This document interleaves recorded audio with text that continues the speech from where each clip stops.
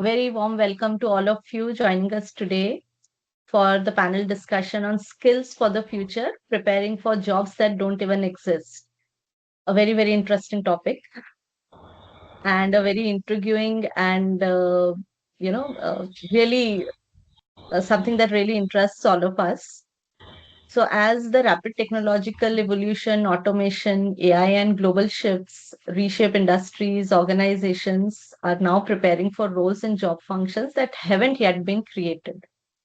So, in this panel discussion, we'll be diving deep into how L&D leaders can anticipate emerging skill needs and build agile, future ready talent pipelines. So, the themes for this discussion would be one, emerging skill trends and workforce evolution, which will help us understanding the shift in required competencies and identifying the skills that will define the future workplace. The next segment would be building a future ready L&D strategy, in which we will be exploring how L&D can proactively prepare employees for unknown job roles through adaptive and continuous learning. The third segment would be leveraging technology for future skill development, in which we will look into how using AI, simulations, digital ecosystems, and predictive models we can map and build the skills for the future. And the last segment, which is organizational agility and culture for future skills, we will be looking into creating a culture that supports lifelong learning, innovation, adaptability, and how we can experiment, with various ideas. So, with this, let me proceed with an introduction to all our panel members. The first panel member is Pavni Lakshmi. We are pleased to have her here. She's an experienced learning and development leader, currently serving as manager learning and development as at ZF Technology Center, India, Hyderabad. Pamni brings extensive expertise in strategic L&D transformation, capability building, leadership development, and competency assessment. She has been a driving force behind several large scale initiatives at ZF, including Tech Elevate, competency assessments, and multiple organizational level digital learning solutions. She is also known for her strong stakeholder management, which I believe is a very important skill to have nowadays. Her ability to design impactful learning ecosystems and her passion for future skills, talent readiness, and building a learning culture at scale. Beyond her functional role, Pavni is also recognized as a ZF Group Ambassador India, actively contributing to brand building, employee engagement, and community learning initiatives. All of you, please join us in welcoming Ms. Pavni, a dynamic people leader and an advocate for continuous learning, to this panel discussion. Welcome, Pavni.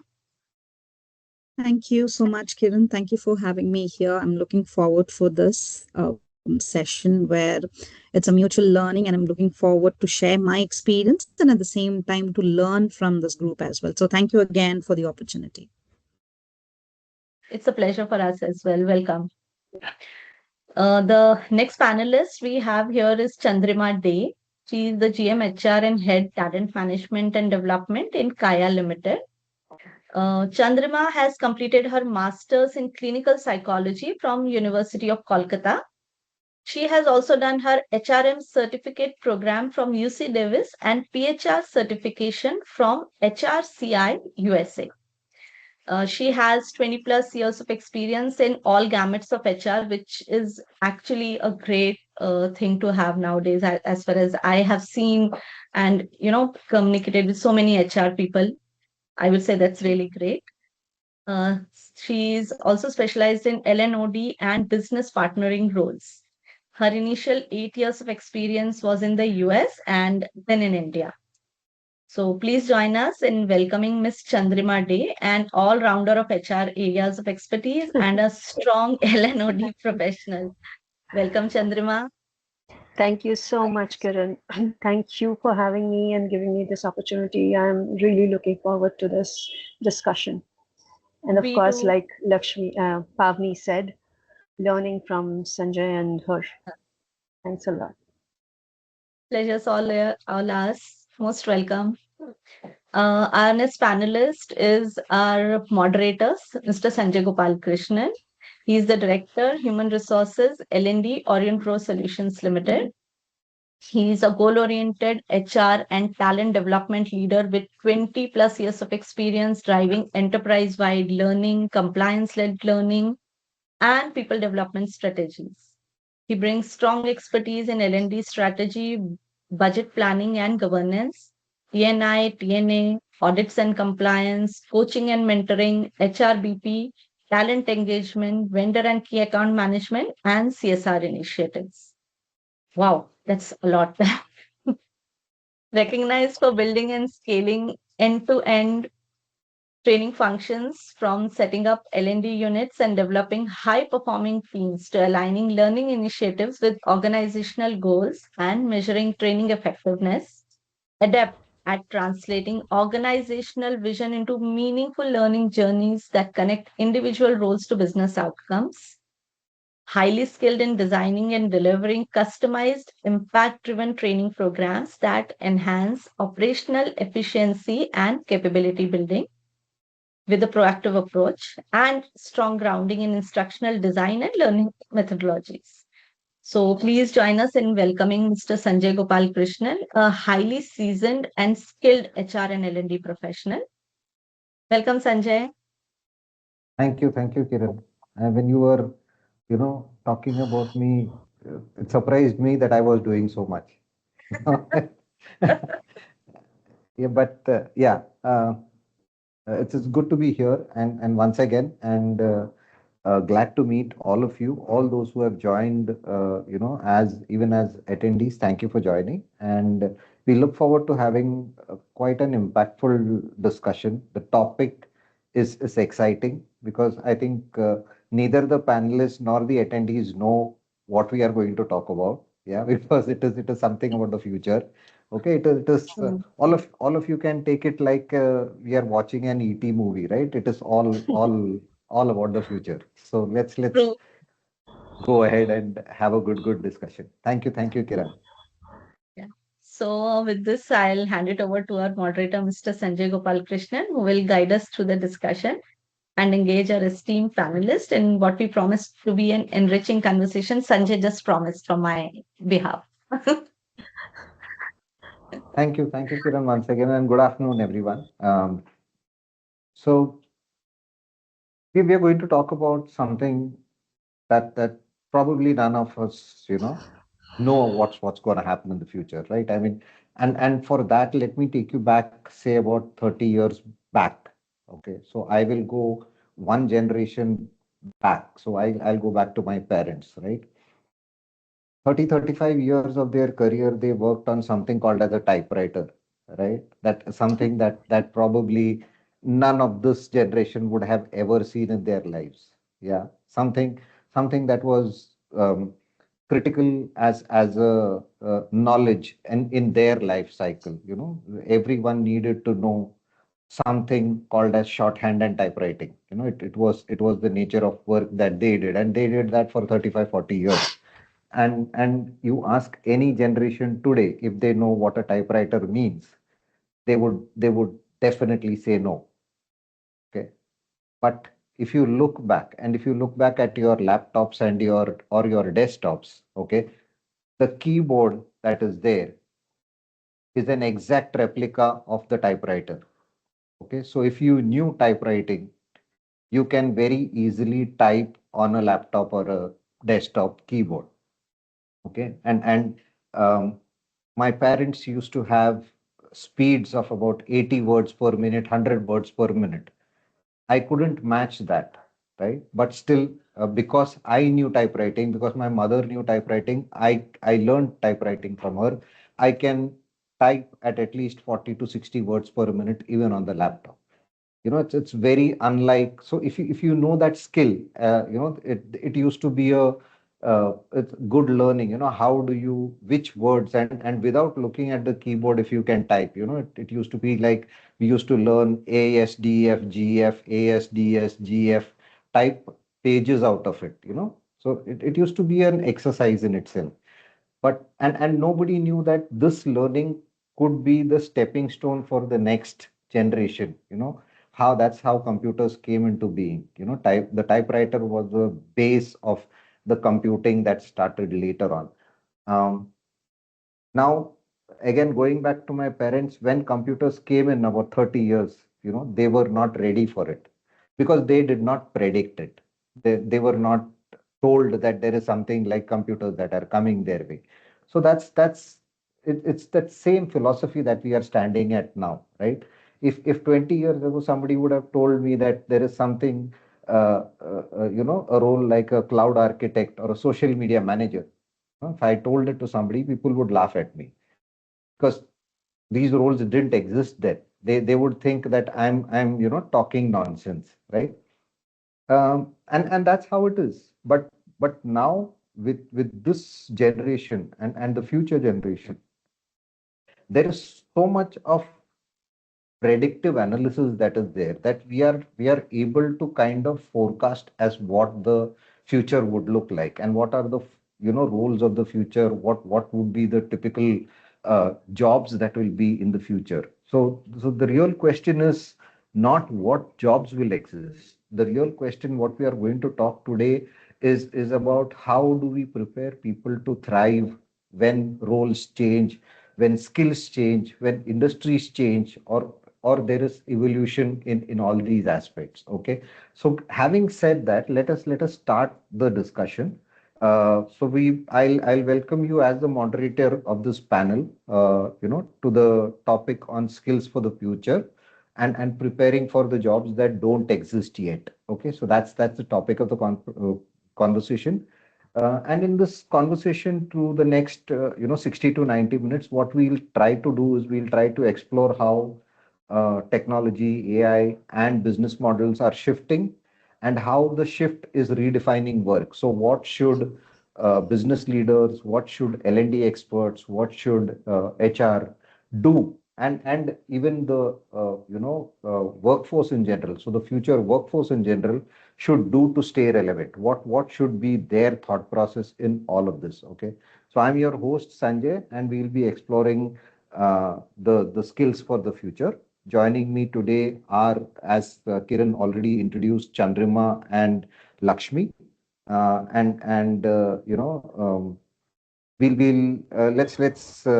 get straight into the questions. So, um, like Kiran said, we are going to talk about four different subcategories here. My first question, and I'm directing this towards Lakshmi, is Lakshmi. Uh, what do you think? What is the combination of skills? And these are not just individual capabilities that we are talking about.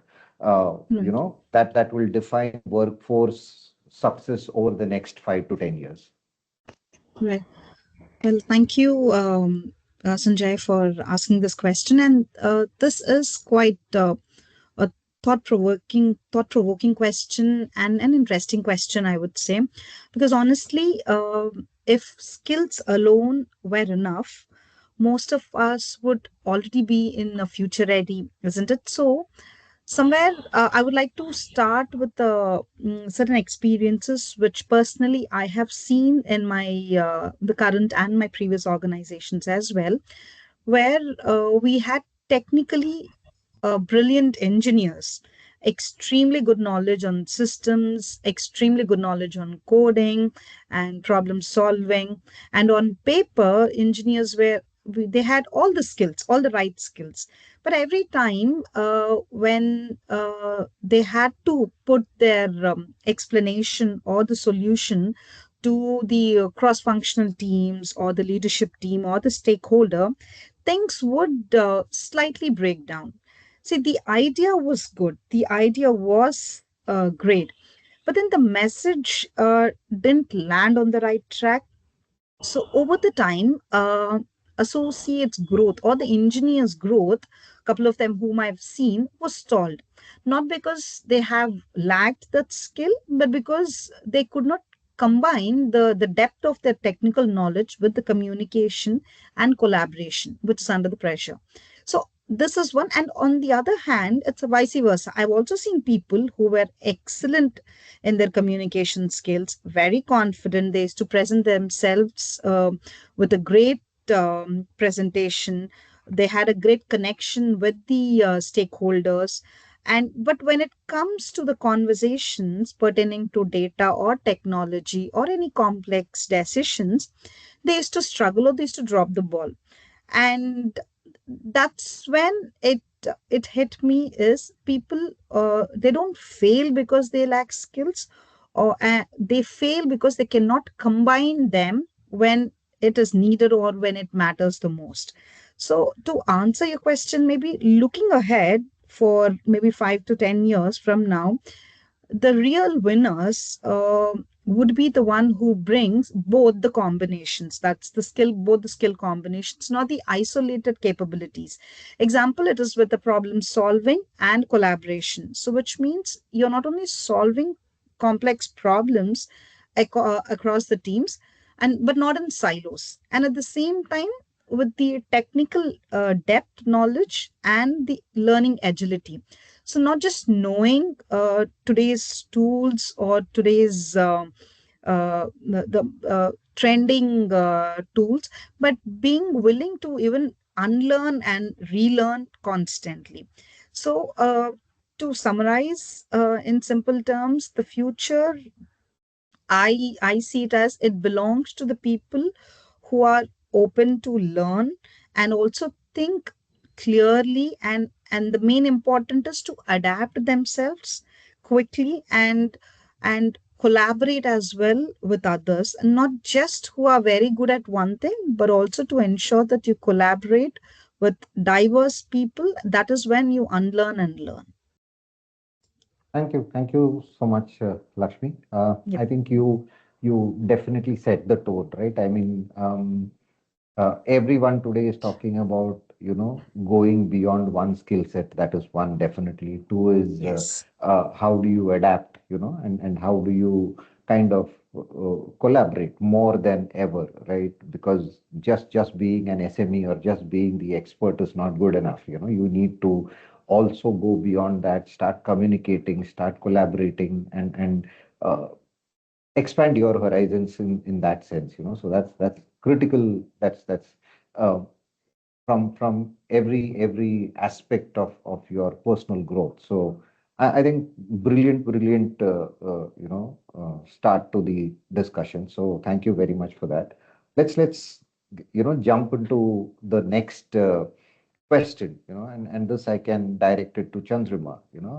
And where we talk about that when the jobs or the future job roles are unclear, so how do or how can organizations proactively identify and invest in the right skill sets today? So how do we prepare for the future without knowing what comes tomorrow? Okay. So I think to identify, and in today's world with data analytics and AI, it's very easy to get trend reports. I mean, you can uh, access our AI and get trend reports. So I think organizations in today's world should, at least in their own industry, analyze the trends that are upcoming in organizations and in their industry rather, and then try and figure out the emerging patterns. It's very difficult to do that. It's I can't say that you can be absolutely accurate, but more or less the emerging demands will tell us what kind of roles we can look into. Uh, so after that, what we normally do in L&D is, when we know what roles it can, there might be a demands for what skills might be needed for those roles, and then figure out where we are, the gaps are, and then invest in those skills in our current employees. So when we want to invest, we need to first identify or try to identify the roles that might come up from the emerging demands, and then identify the skill gaps, and then of course try to fill in those gaps. But having said that, it is very difficult to actually identify these skills would be needed. So, like also talking about, we need to have competency-based approach rather than a role-based approach. I mean, we can't exactly identify roles, though we might get an idea of what's coming up. But we would know the kind of skills or competencies that might be needed in those roles. So rather than title based or role based, we should go for competency based approaches. And the competencies that are transferable, like you guys were talking about, you also said that, Lakshmi also said that, agility, adaptability, all these are skills that have transferable, that can be transferred from one role to the other. Adaptability is very, very important. Mental agility, digital fluency, or data science are those types of competencies or knowledge that we need to have for the upcoming roles. And also, I think one other thing that organizations can do to invest in today's learning to prepare people for upcoming roles is give them more options to learn in an organization. So maybe stretch assignments, which will enhance their skill, their competencies, not necessarily um, aligned or not necessarily fixed to their roles, but maybe for a different department they give them some projects, on the job projects for that's aligned to their role, of course, in another department. Give them some job rotations if they want to develop or grow those. I understand that it is not very focused or might not be very, very practical in today's world, when we are just aiming at our goals, our, like, we need this now kind of a environment, and very, very target driven and goal driven in organizations, which is very good. But we do not get time to do these stretch assignments or job rotations or uh, flexible learning options, so to say. So this is actually needed. And if you say the organizations need to invest, I would say that organizations do need to invest time to give these learning options to the employees, and to learn those skills which can be transferable and have a bigger scope, not only limited to their own roles and titles.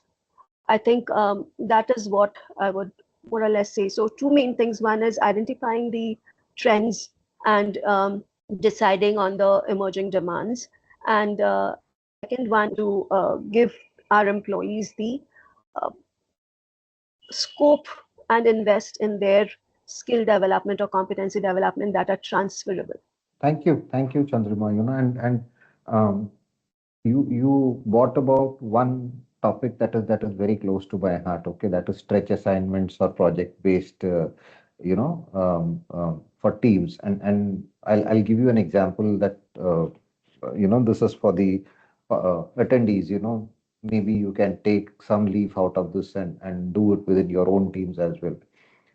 I always believe that, if I need to kind of uh, ask someone else to do something, I need to first set my house in order, right? So it needs to begin with myself and my team. So what we did was, here at Orient Pro, in my current organization, around 6 months back in June or July, we went for an offsite.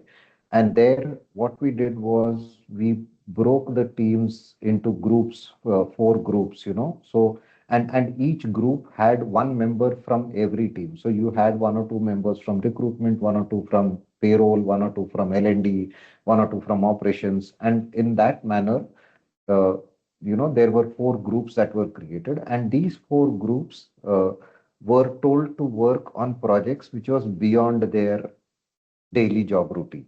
So one team focused on L&D, one team focused on recruitment, improvements in recruitment, one team focused on improvements in payroll, and I'm really happy that from between July and today, we have almost 8 or 9 projects that have been rolled out, and never in the Wow. last 25 years of Orient Pro existing this kind of thing ever happened.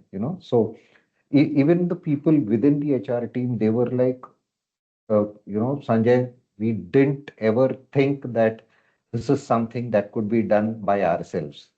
So they always used to look upward that management बोलेगा तब हम policies change करेंगे.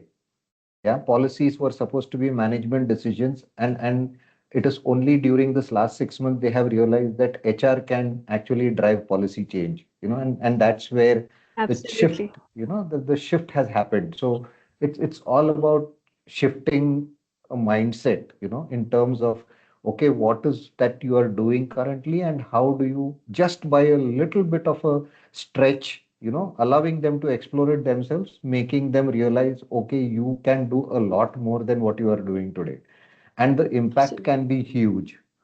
So, great insights. Thank you, Chandrima, for that. And I'll And connect with you to know more about it.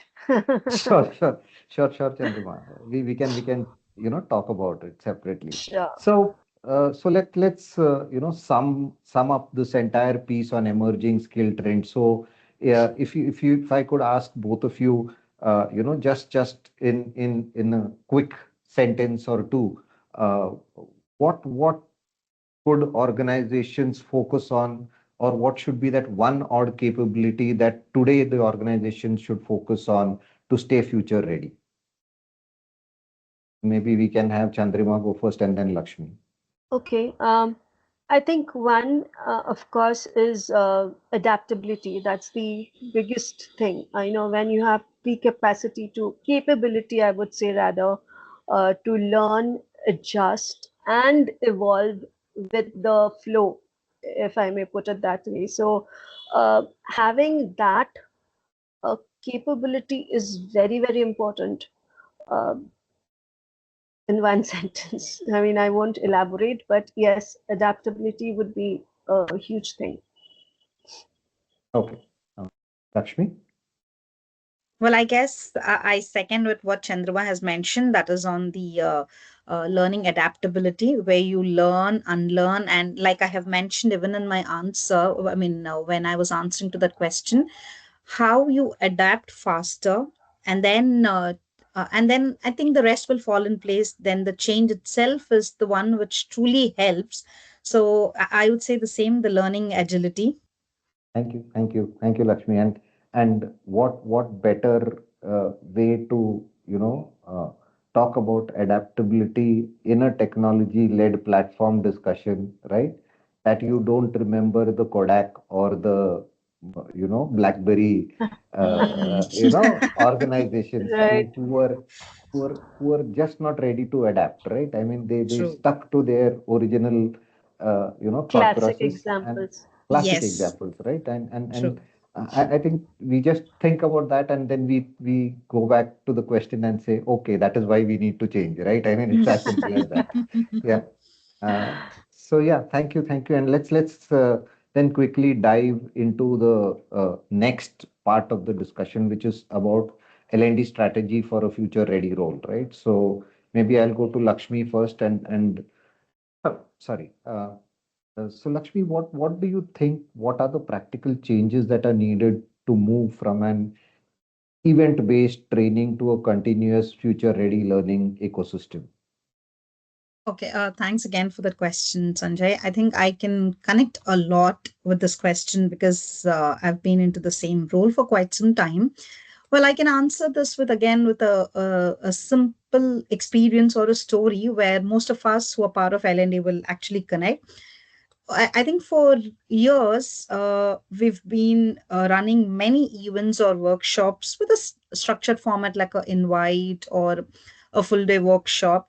And then we have these a set of activities which we do. And then we close the session and everybody is back to their work. And then after a few days or after a few weeks, the learning, whatever is done, maybe it is it is either in the form of recordings or in a PDFs or PPTs, but not actually in the implementation, not in the behavior. So then the real shift happened when, or it'll happen when we stop asking what topics do we have to do the training on, what trainings to be planned, or what training should we run. And the shift should be in such a way that we should start asking what problem are people struggling with, what are the area of developments. So for example, instead of running one time session or a one time training on agile or scrum or a tool training, what we have done is, this is again what we have done in our current organizations, and we see a positive response. We broke that into a smaller sessions, and it is more into the role based conversations. So we had taken a feedback well in advance to understand what are the area of developments or what are their expectations, so that we can tweak our trainings accordingly. And then we have involved the peer conversations, the peer discussions, like war rooms, war zones, and then on the job practice as well we did. And we've ensured the effectiveness by initiating the connects with the manager to understand how was the associate or the trainee, was he or she able to cope with the learnings. And that's what learning moved from the classroom or a hybrid to the daily work. We could see a slight shift in that. And again, another practical change, I would say, was the manager involvement. Though we get the nominations from the respective HRBP or from the manager, it is the continuous learning again. It doesn't work if it is only if it's a push from the L&D or if or from the HR for that matter. So when the managers are involved, we see a better output. So when managers start questioning or asking in the team meetings, that since you have attended the XYZ program, what are the learnings, and how, what did you try differently after that learning? I think learning then it has become more meaningful than optional. And like this minor tweaks in terms of measurements, the training effectiveness as well, rather than in a regular way of just taking the attendance and publishing the feedback scores either through Mentimeter or through forms. We also have questions in the effectiveness in such a way that if this has been useful, if they were able to apply it, and is there any change, the slighter change also you see. So what I've realized is even the small nudges will make a big difference. So that is how we did see that difference. And if I had to summarize it, I would say moving from again event based training to a future ready learning system, it is not about more programs, more number of training topics, more number of people we have covered. It's all again about how do we embed this learning into more meaningful, in where that they can implement those in their regular projects and processes. And at the same time, how do we empower our managers, and how do we focus on the real problem statements, and at the same time ensuring that making this learning as a continuous process. And now that because of the new generation and they wanted everything in 30 seconds or 20 seconds, the quick objective of it, we've introduced even the bite-sized learnings. And we've introduced certain modules as well, 30 minutes or less than an hour, which even gives, which also played a major role in it. So again, that's when after all this is where we've realized that that's when people or the associates, they stop seeing this learning as in a push or an extra work, and they start seeing this as more meaningful and how it helps them in their daily activities. Yeah, yeah, yeah. Brilliant.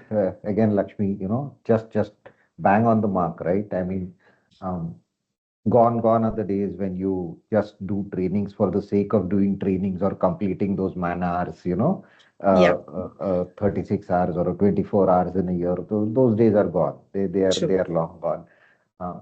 And today I think involving the immediate managers, and asking them feedback about do they see the change, or what is Right. it that you are doing to ensure that the learning is getting implemented. I think that's something that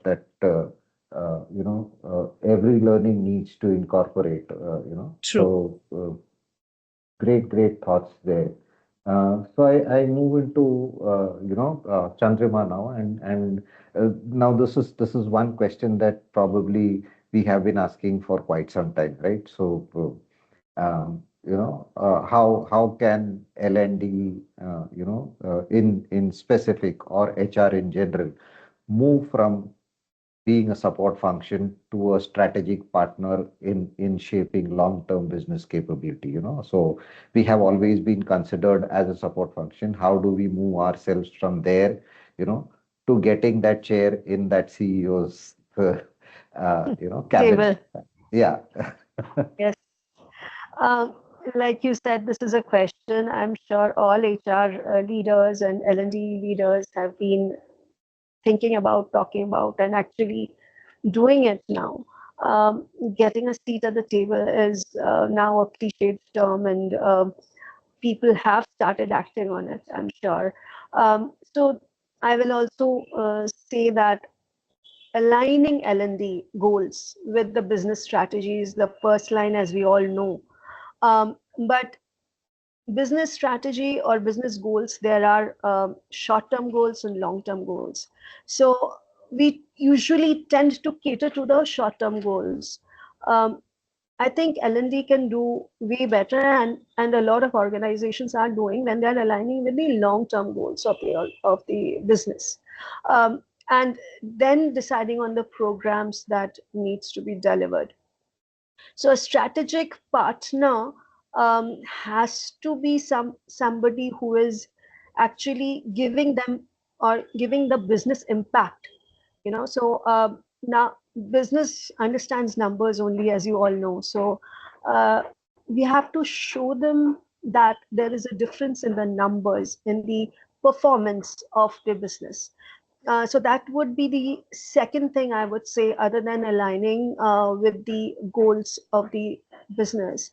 The second thing would be to show them that performance has improved, whether it's customer service, whether it is target achievements, or customer conversion, customer retention, whatever. That the numbers before and after the training or the learning has changed or increased. Um, so what we are doing it in our organization as well right now in Kaya, that we are measuring. So say for example, if it's a customer service training, we are measuring the NPS. We are doing not only the exact performance, but we are actually going into, we have clinics pan India, so we are going into clinic wise NPS scores and Google review scores and comparing it with the um, ones that are they are getting after the training. So not only this is just one example, but we are doing that for other uh, learnings or other trainings that we are doing as well. Um, so numbers matter to business. So that's the way you can actually show that we are your partners. We are helping you in your business. And other than performance improvement and impact, another thing that I think it is in our own house that we need to improve in L&D is the L&D professionals. First and foremost, needs to have a lot more business acumen. you know i I Absolutely. think that is something that we are not there yet 100%. So before, I mean, we know what L&D is all about. We know what we need to do, our content, our delivery, and all that. But uh, until and unless we really understand business, until and unless we really know where the gap is in the business, we will not be able to customize the training accordingly. So again, having said that, the gaps might not always be for skill gaps. I mean, so if those gaps are because of skill, that is where L&D comes in. But it should not be as a request from the business team. It should be more from a regular audit, which actually I'm very proud to say that Kaya does. We have a technical training team and we do audits of clinics and find out the skill gaps, and we do refreshers or skill gap trainings. Uh, so that is very, very important. So as I was saying, have L&D professionals need to have more business acumen, and in today's world, more data literacy to understand numbers and what impacts they have. And thirdly, also, I think consultative skills to a little bit, to some extent, because um, business consulting is required from the perspective of uh, what are the issues that they are having, diagnosing the issues, performance issues, and proposing solutions in those cases. Having said what L&D can do, I would like to add as a last point that uh, when we are talking about partnering, it's not only L&D. Uh, Operations and business will also have to partner with us, you know, giving us that time. And of course, the governance and sustainability. Even if we do refresher trainings, even if we are giving them training aids or training tools, uh, we will not be able to go to the field and check if they are actually following the SOPs that we are training them on. You know, that partnership, that governance has to be a shared responsibility.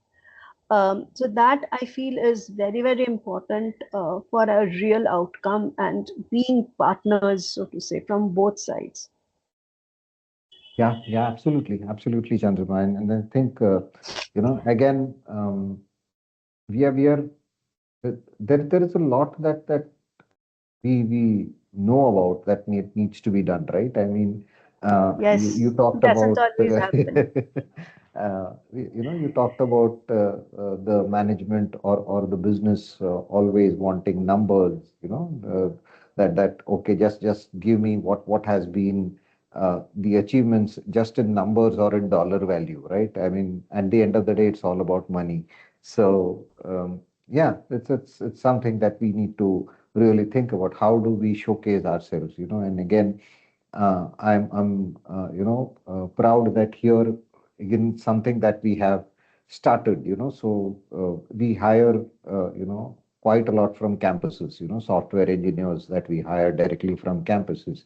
What we have done is, and we have a tie-up with a technical partner, training partner, and they give them extensive training, and then once they are here, they have their product and process training, and then they are put on the roles or on projects. And then over a period of 2 years, we showcase to the management as to what is the dollar value because of the training that we have provided. So which projects they have worked on, and in that, what has been their dollar value to the business.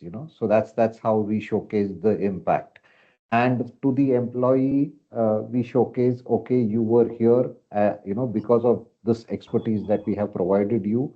Your salaries have risen by 20% every year on year. You have been promoted 2 times. We show them what do you call it, a fast-paced career path, and we show these metrics to them, and they're like, wow, this is the impact that we are looking at. And that's how I think it's a learning for all the attendees also. The moment you start showing some metric in terms of not just numbers, in terms of, okay, I did 1,000 hours of training, or we covered 10,000 participants, you need to show that some impact on the business, as to what is the dollar value that these trainings have provided, or what is the impact that these trainings have provided. I think that will go a long way in ensuring that we become strategic partners. And again, going back to what Chandrima said, it's also about us partnering with the business, and it has to be a mutual relationship. It cannot be a one-way relationship. So absolutely, yes. And that brings me to my next question. In the earlier segment, we talked about what is the what is it that uh, one capability that the businesses need to look at to stay future ready. This question is for us internally, so what is that one mindset? And I think Chandrima answered that question in brief during her discussion, as part of an answer to her question. So what is that one mind shift change that L&D leaders should make to stay relevant over the next, say, 10-15 years? And it's an open question.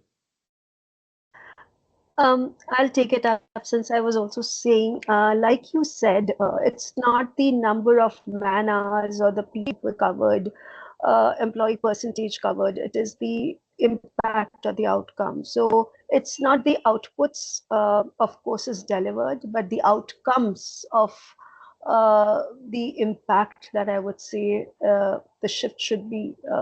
So it's not the output, but the outcome is the mind shift change that leaders should have, if you are asking about one.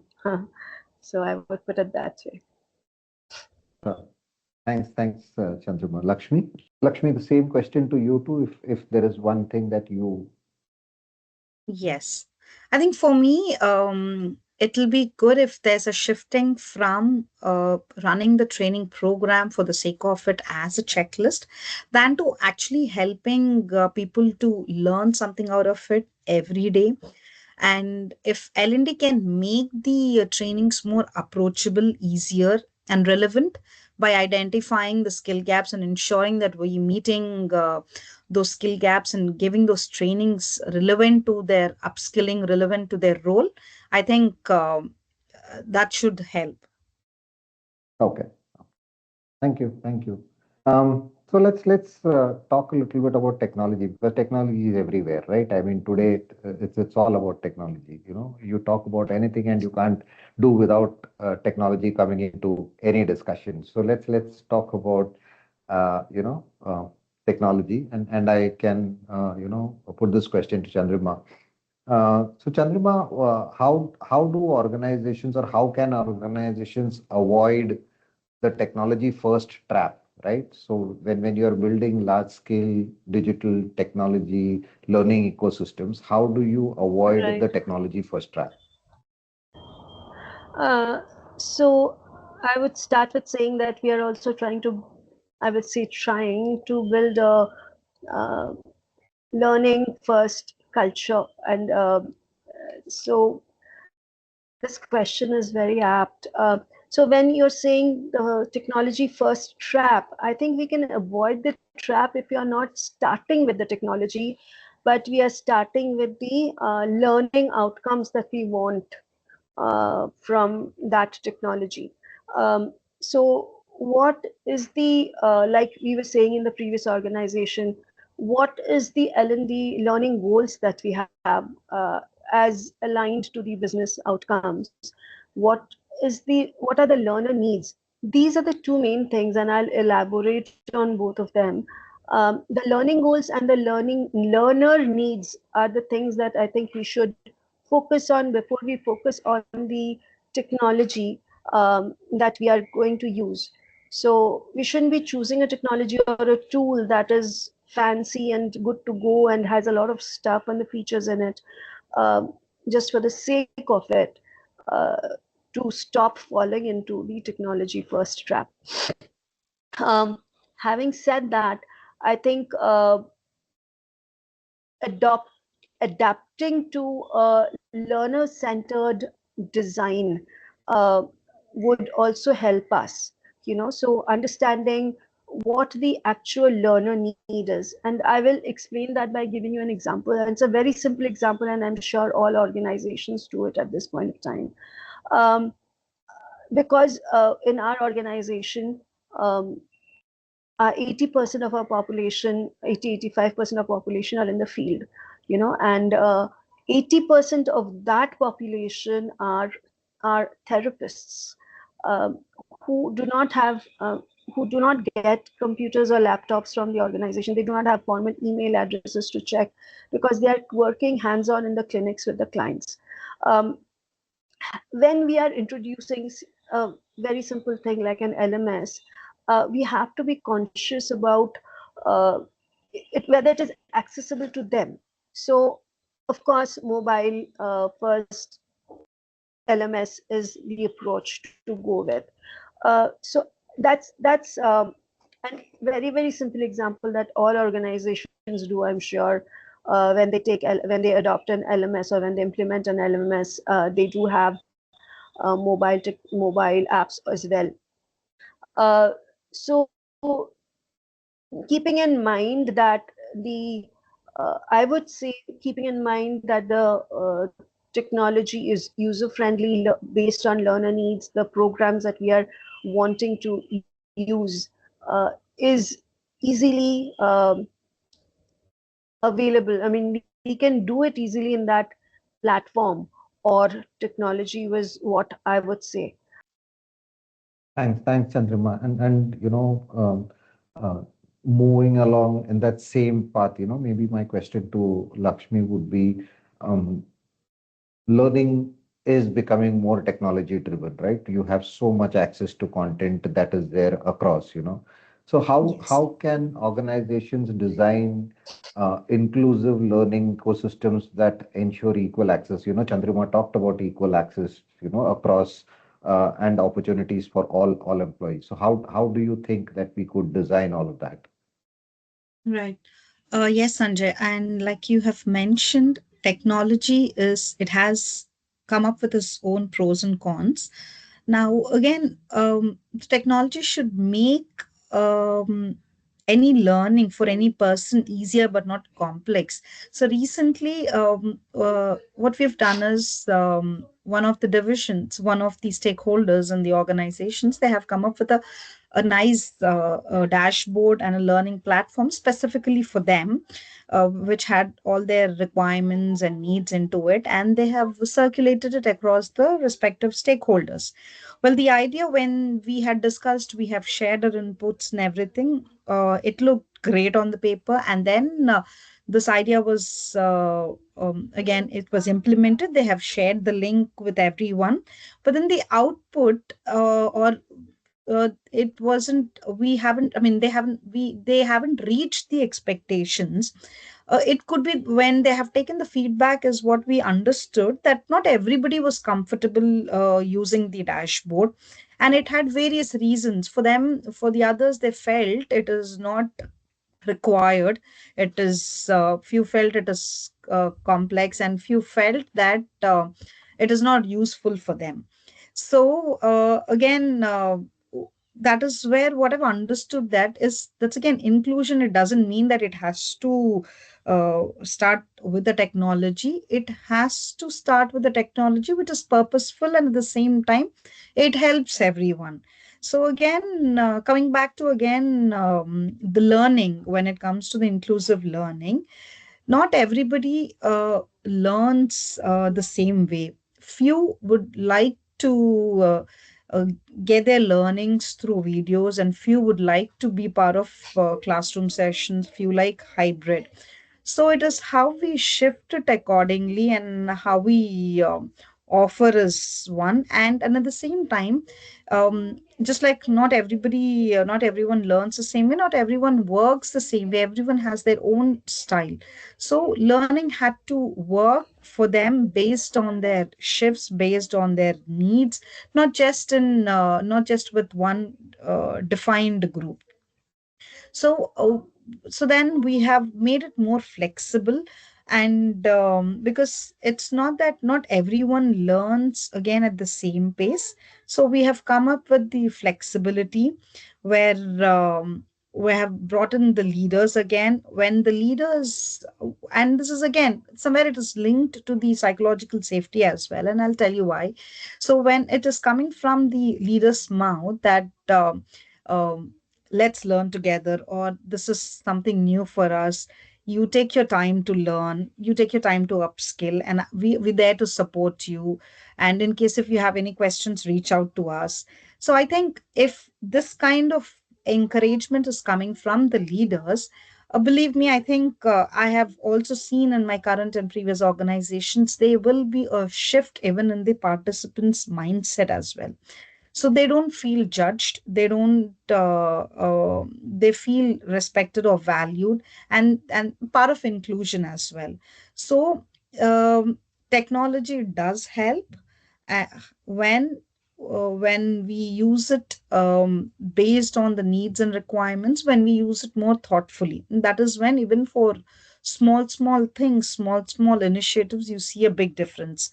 So again, um, so for me again, inclusive learning ecosystem, to the question, routing to the question again, it is not about giving everyone the same learning experience.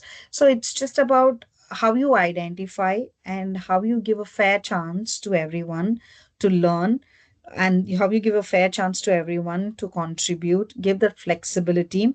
And by making use of the technology and make this as an enabler, and give them the opportunity, and that's how I think it'll play a positive role, or it can give a positive impact. Yeah, Feel yeah. free to add, Sanjay, in case No, if you think absolutely, anything to be absolutely. added. I think you have kind of summed it up beautifully. It's all about how do we make it more and more relevant to the requirements of the end user rather than force feeding them something Mm, that we have. It's all true. about that. So let's sum it up with a again an open question to both of you. So we talk about AI taking away jobs, not taking away jobs.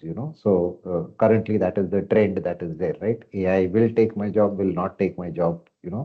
Hot topic for discussion every day in the newspapers, or when you surf the net, 6,000 jobs lost and this lost and that lost. Those news that feature. And that frankly speaking is creating unnecessary fear in the minds of everyone across. So what do you think? How do we, as HR and L&D leaders, how should we, uh, along with technology, enable and not replace human judgment or inclusion, for continuous learning in the future of work? How do we do that? Yes, certainly, certainly. I'm just thinking through, to be honest, because I know there is a lot of fear, especially after AI is into the picture, saying that it is going to replace our jobs. Maybe it could be a myth, it could be a fact as well. But again, it can, to an extent, maybe, it how do I say, it can support us, or it should support us, to be honest, but it cannot replace us, is what I can say. And maybe because at the end, in terms of the complex data or judgment or empathy, creativity, for that matter, decision making, it's all connected with humans, though technology plays a role there. So again, maybe with the use of technology, we can simplify, maybe we cannot complicate, and it might help us, but at the end, I think humans can do the meaningful work, whereas the tech part can do the heavy lifting. And maybe L&D, how did it help? Maybe with the intervention of AI, uh, we had a free hand in terms of exploring a lot of things.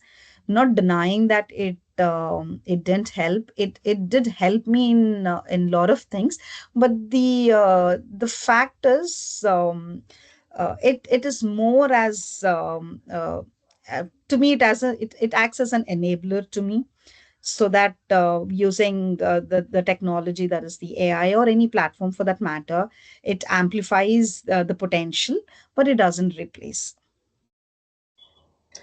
Yes, absolutely. I would second Lakshmi. Uh, I do not believe that technology can act as a replacement of human at all. I mean, they can help in amplifying our strengths, human strength. If you're talking about enabling, technology can enable judgments with rich data. They can enable us with insights. Uh, they can enable inclusion also. I think you mentioned, uh, as L&D leaders, technology can make work and learning more accessible. Only if we are deliberately designing the technology for inclusion, like Lakshmi was saying, answer previous answer. Um, but yes, as a learning leaders, technology can personalize our deliveries, our contextualize it, scale up the learning, lots of things like maybe make it more meaningful, more aligned. We can take help. Like, I mean, I'm sure everyone does in making the PPTs more fancy and stuff. Those are very minor things, Yeah, true, Chandrima. In fact, I recall my, ex HR head, when we were chatting once, she told me, Sanjay, as long as you master the robot can't replace you, right? I mean, that's the matter of fact answer to what everyone thinks about AI today. So you have to be ahead of the game just by absolutely. You just all that you need to do is master the robot, right? And you are ahead of the game any which ways. So uh, I think a lot of today's generation have a lot of it very easy, and that's I think something that probably we need to really look at.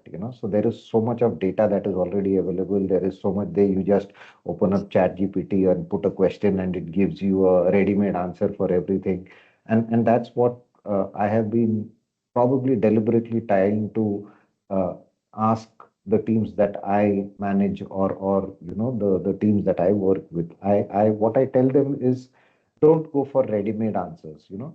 You some at least put in your thoughts and then you correct it in chat gpt so that it gives you a better version of your answer. But at least the answer, let it be yours. Don't make it a robotic answer. Because then when 10 people give me some answers and out of them 8 of them are similar, I know that it is chat Hmm. gpt, right? So it is very easy for me to Right. understand. Yeah. So yeah, absolutely. I think we definitely can look at uh, more importantly, I think we need to our own abilities, our own intelligence. I think nothing should be able to challenge that. That's something that we need to keep working on improving. Okay, and that brings me, I think, to the last segment of today's discussion. And this question I can ask Chandrima is, what are the cultural mind shifts that organizations must unlearn, to embed continuous learnings and experimentation for future roles.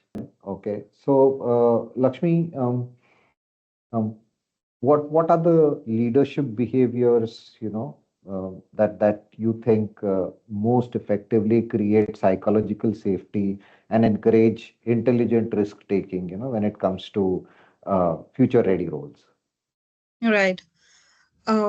Well, I think before psychological safety, right, this year we have started something called inclusive leadership. I shall continue. Yeah, Right.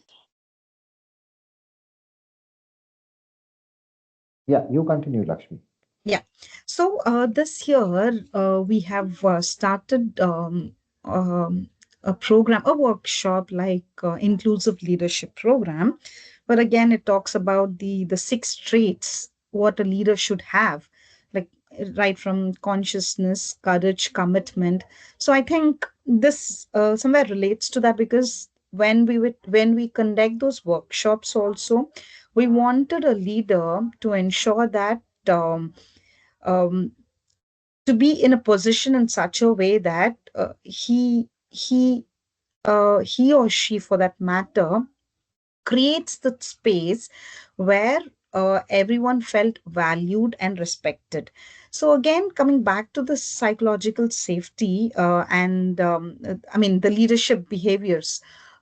So what I feel is again is this is again not a policy any anything as such where it has to be implemented or it is created, where a leadership has to follow.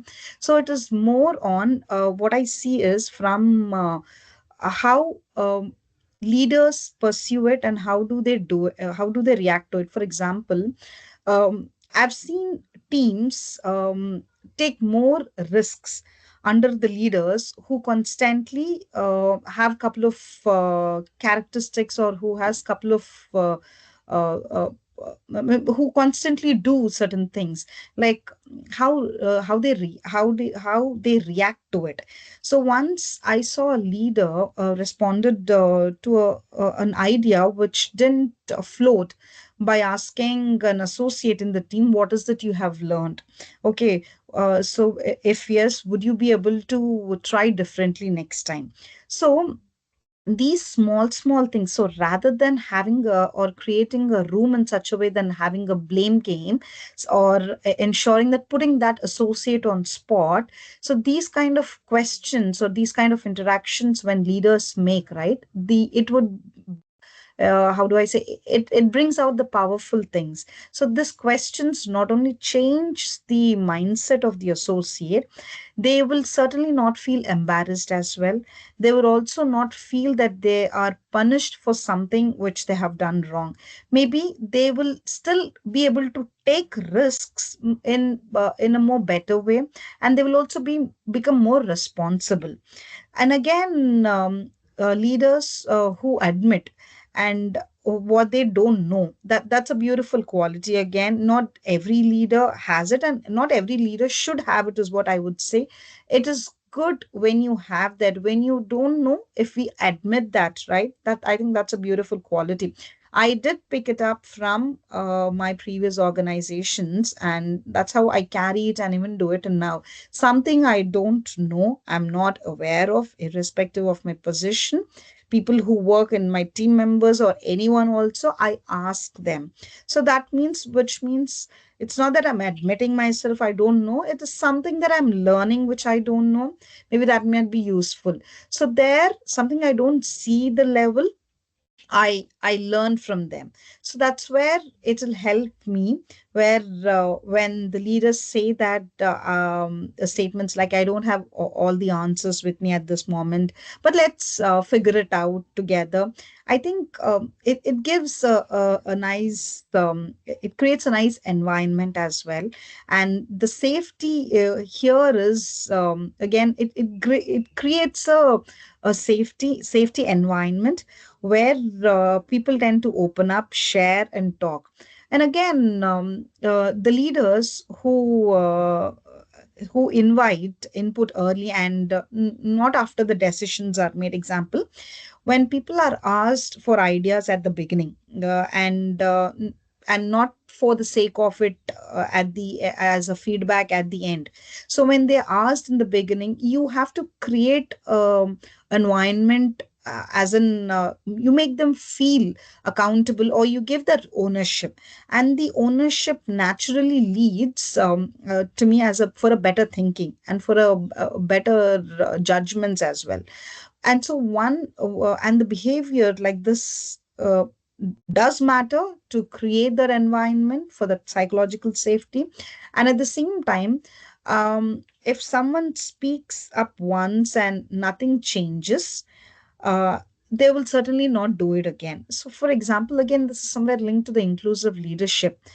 um, I In a team um, where you take ideas from everyone, and you come up with daily meetings and all that, but you observe in those team meetings there are constantly one or two people who do not respond, who listen but they do not react or neither respond. So that could be one of the reasons where they might or they did have shared their ideas or perspectives in the past. However, they were not received well, or they were not acknowledged, or maybe they were not valued. I think after a certain point of time, though they are present, they physically present but mentally absent because they don't contribute. So as a leader, it is important that you identify these kind of associates, you create that space, you connect with them, you give them the reasons, and ensure you make them feel valued. And again, to those kind of people, you give some tasks. They might be good, may not be good in presenting themselves.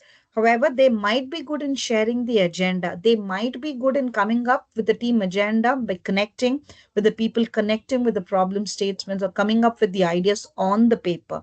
So as a leader, it is important for you to identify and ensure your team is valued and respected. So again, for me, psychological safety comes from um uh, how consistent your behavior is, and that's when people feel safe enough to learn from you, to connect with you, and that's where they collaborate, and they happen to take these risks as well. Again, this is from my very little experience, whatever I have and whatever I have seen, to be honest. Like I said, it's still in the learning path for me. I think Chandrama and Sanjay, feel free to add in case if there are any valuable insights. It does help me as well. Thanks, Lakshmi. And I think most of us in L&D, we have learned by our own experiences, right? As we go, we just pick up what we learned with every experience, and that helps us stay aligned. And that is something I believe we need to tell it to the business as well. Okay, learn from us, right? We stay relevant, we stay updated, we look at what is the future like. I think you can help yourself a lot just by looking at us, right? So, Absolutely. uh, yeah, so yeah, Chandrima, so the question to you was what cultural mind shifts must organizations unlearn to continuously embed learning and experimentation in their future roles? Okay, I hope you can hear me this time. Yes, yes, clear. Yes. Okay, okay, great. So I was saying, I had started to say that if you're talking about experimentation, firstly, I'll come to learning later. Experimentation, the first thing that comes to mind is um, risk taking. I think one of the biggest things that organizations uh, have current mindset is success always. But risk taking or experimentation might come with failure. So, one of the mindsets that an organization should shift or should unlearn is or relearn is giving employees the opportunity to make mistakes while they are experimenting or innovating. And innovation comes with that. Without experimenting, you cannot have new things, new processes. In L&D, we tend to do the trainings or the learnings that is needed right now. So short-term goals that the business needs now. These people are not trained, so train them now. These are the people who have just joined, so train them now. Long-term learning and growth is a part of continuous learning mindset that needs to be introduced everywhere. We'll wind up the discussion maybe with a quick rapid fire, right? So, first thought that comes to your mind, and I'll ask three questions, and then probably the first thought that comes to your mind, right? So one skill that everybody should learn in the year 2026. Please sum up, and I think you were going to ask Lakshmi the next question. But I will quickly sum up. I was talking about departments working in isolation. So if we exchange knowledge and ideas, that would not keep us in silos.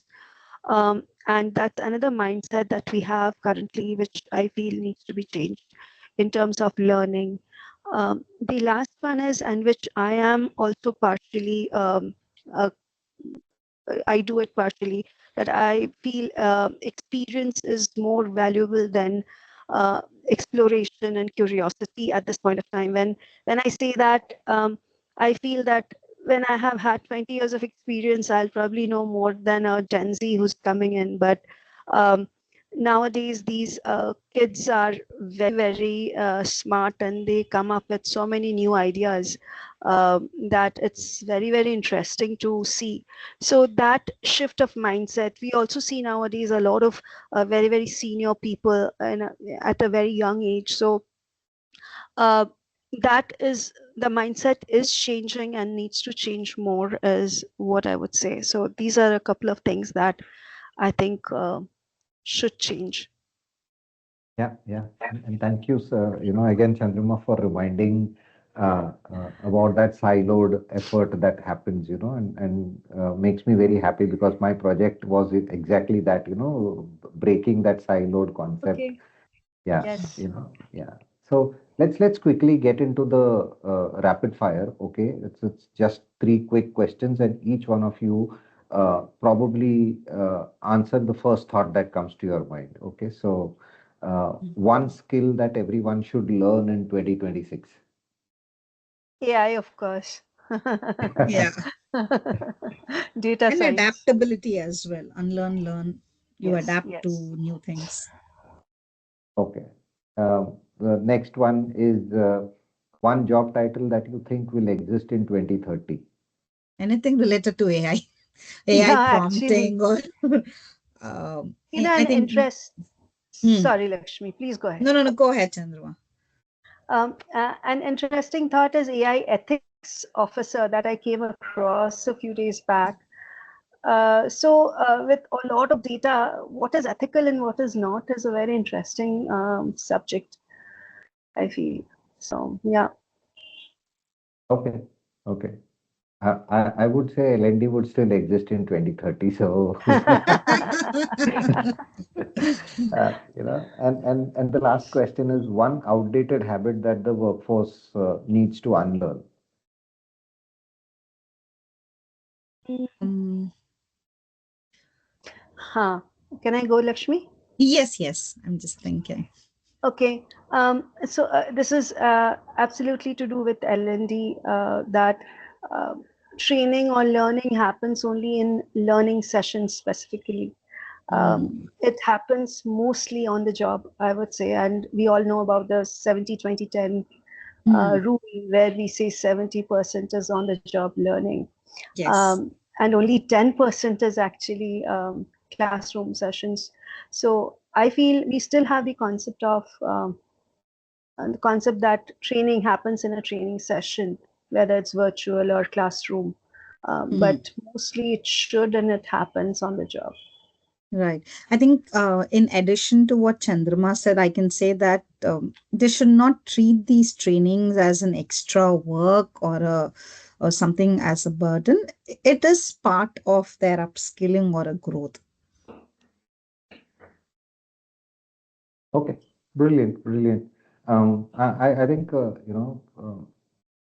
in order to sum it up, I think we had a great discussion. Okay, lots of thoughts, lots of intelligence that has flown in. Okay, and I'm sure that the attendees would agree that we are at least a little bit clear, if not to a great extent, but at least we are a little bit clearer as to what should be our roles in enforcing future ready roles, or what is it that we need to look out for to ensure that at least from an L&D perspective we are prepared for what is coming up, even though we don't know it, but at least with the help of whatever is available, I think we make intelligent decisions ourselves and help businesses take the route that they should be taking. That should be our role. If any of the attendees, maybe I think there is time for probably one question. If any attendees have any question, maybe you could ask. We have time for one question. Because, see, I have been seeing lot of us discussing, AI involvement, that we should be ready, keeping our, readying ourselves. The new skill that is required would be on AI. The new technology or the new skill that we should acquire should be on AI. But then, what I have seen also is that most of us having, teenage kids in our house, they are so affiliated, they are so, into using AI that rather than using AI as to complement their study or their work, they've started using it to supplement. So don't we see our future skills getting, or the future jobs rather, or let me put it across this way, that the competencies required for the future jobs getting impacted by this high affiliation and for this high usage of AI? And how do we make sure that the workforce which joins after passing through these colleges are actually bringing up their creativity and not the AI's creativity? Because I'm sure the future jobs are going to get impacted by this behavior, this habit of theirs, apart from whatever skills we are trying to develop. So all three of you, or any one of you?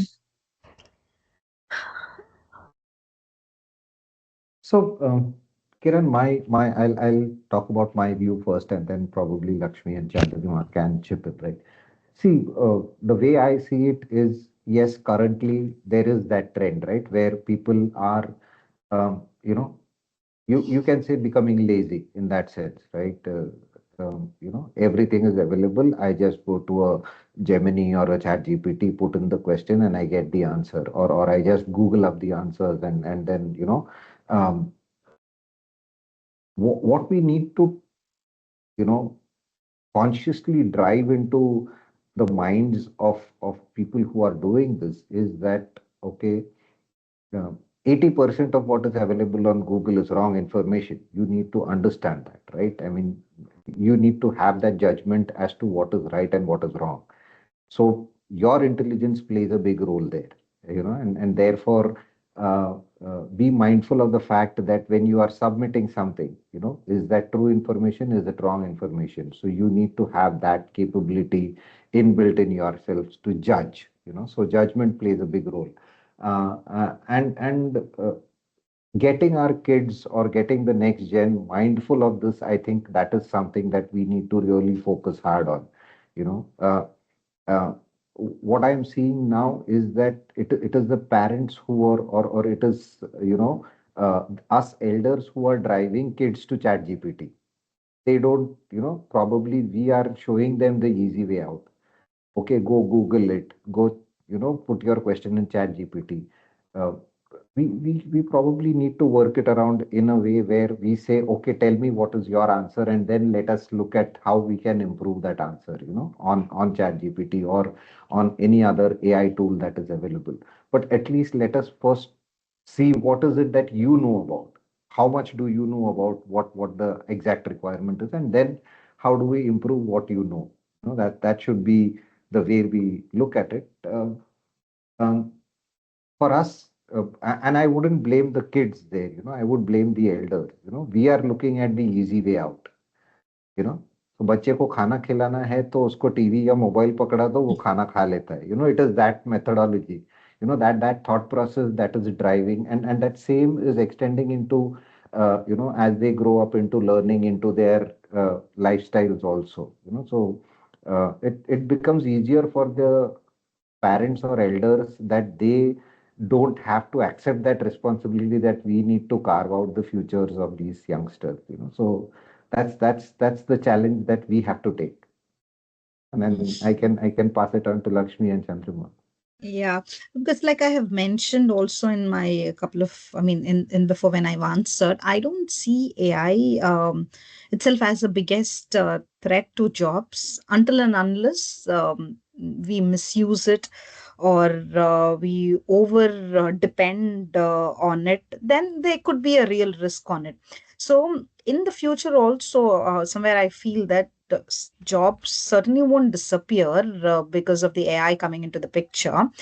It is again people who make use of AI as a tool where we know it helps in emails or PPTs or to speed up our work, to save bandwidth, to make better decisions.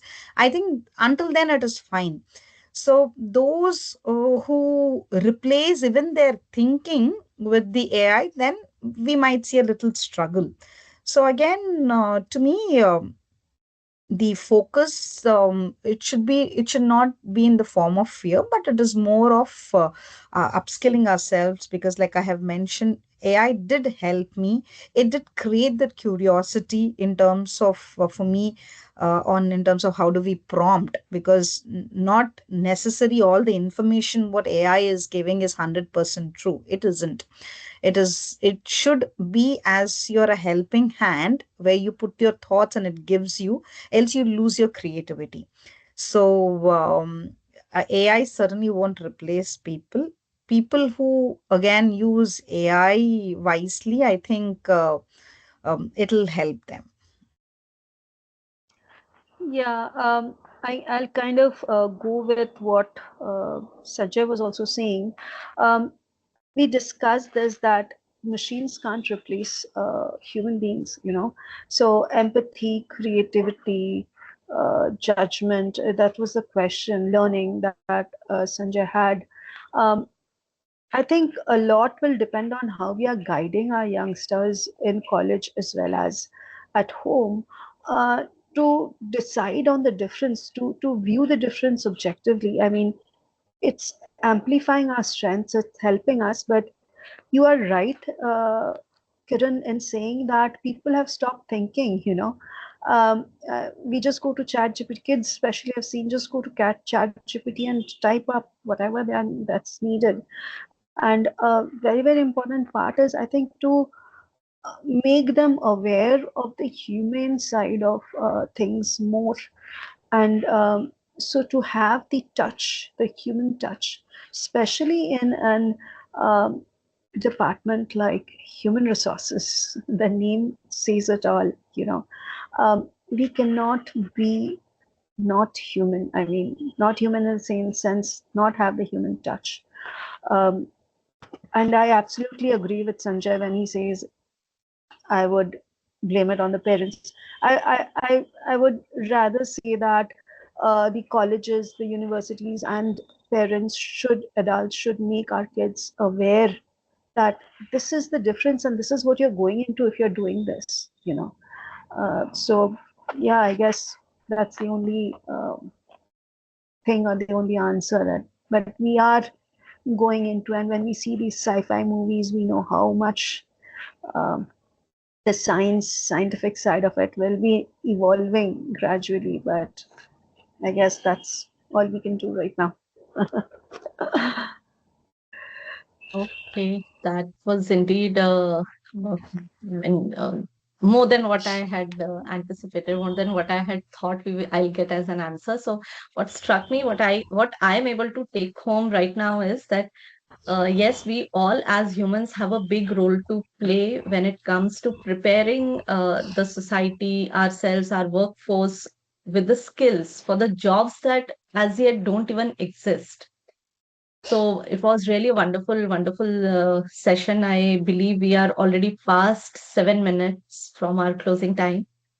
So I would like to thank each one of you for this insightful and really rich in knowledge informational session that we had. It was a wonderful discussion. So thank you so much, Chandrima. Thanks a lot, Pavni, and Thank you. thank you so much, Sanjay, for moderating and taking it ahead so nicely. Thanks a lot, and look forward to seeing you all once again in the months to come. I'll close the session now with thank you and very Merry Christmas and a very Happy New Year coming forward. Have a Thank you. nice Thank time. you. Thank you.